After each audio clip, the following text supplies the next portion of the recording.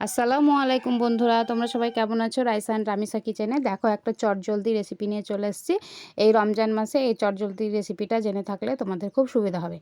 দেখো আমি প্রথমে ফ্রাইং প্যান চাপিয়ে দিয়েছি, তারপর কিছুটা পরিমাণে কাজু বাদাম নিয়েছি, সাদা তেল দিয়ে সেটাকে একটু ড্রাই রোস্ট করে নেব, মানে ভালোভাবে ভেজে নেব।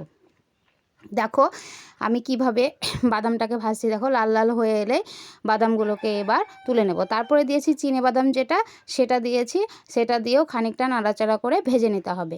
এবার সবগুলো বাদাম তুলে নেওয়ার পরে আবারও ফ্রাই প্যানে দেখো খানিকটা পরিমাণে তেল দিয়ে দিয়েছি। তেলটা গরম হলে একটা পেঁয়াজ কুচি আর একটা ছোট মানে মাঝারি সাইজের পেঁয়াজ কুচি দিতে হবে, আর দুটো কাঁচা লঙ্কা কুচি দিয়ে আমি এটাকে 2 মিনিট মতো ভাজতে থাকবো। এটা খুব চটজলদি এবং খুব তাড়াতাড়ি হয়ে যায় এই রেসিপিটা, এবং খেয়েও তৃপ্তি হয়, অনেকটা বেশ টেস্টি অ্যান্ড হেলদি এই রান্নাটা।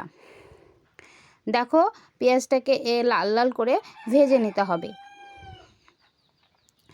বেশি ভাজতে হবে না, 2-3 মিনিট মতো ভাজলেই এটা হয়ে যাবে। এটাতে আরও তোমরা ভেজিস থাকলে অ্যাড করতে পারো, ফুলকপি, তারপরে পেঁয়াজ, বিনস, ক্যাপসিকাম, এগুলো আমাদের কিছু নাই, সেই জন্য আমরা এই দিয়েই করছি।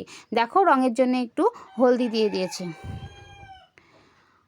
বেশি দিতে হবে না, অল্প পরিমাণে হলদি দিতে হবে। এটা চিড়ার পোলাও সেহেতু বাচ্চারা একটু রং হলে বেশি খেতে মানে আকর্ষণ বোধ করে, সেই জন্য একটু রং দিয়ে দিয়েছি। দেখো আমি চিড়ে নিয়ে নিয়েছি, শুকনো চিড়ে।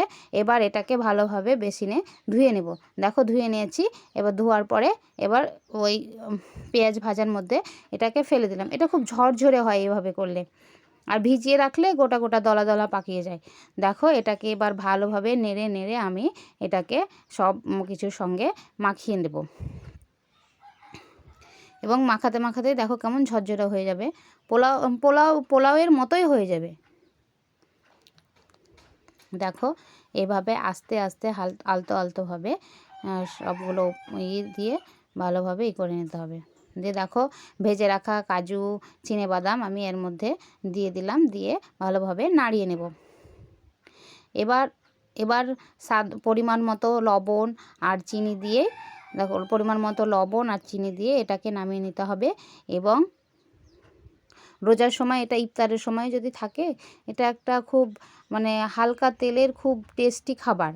দেখো আমাদের বাড়ির তৈরি দেশি ঘি, আমি 1 চামচ পরিমাণে ঘি দিয়ে দিচ্ছি। এবারে ভালোভাবে নেড়ে চেড়ে এটাকে নামিয়ে নেব। এরকম আরও নতুন নতুন রেসিপি পেতে চ্যানেলটিকে ফলো করো, সাবস্ক্রাইব করো, এবং আমাদের ফেসবুকেও একটা পেজ আছে, সেই পেজটিকে ফলো করো।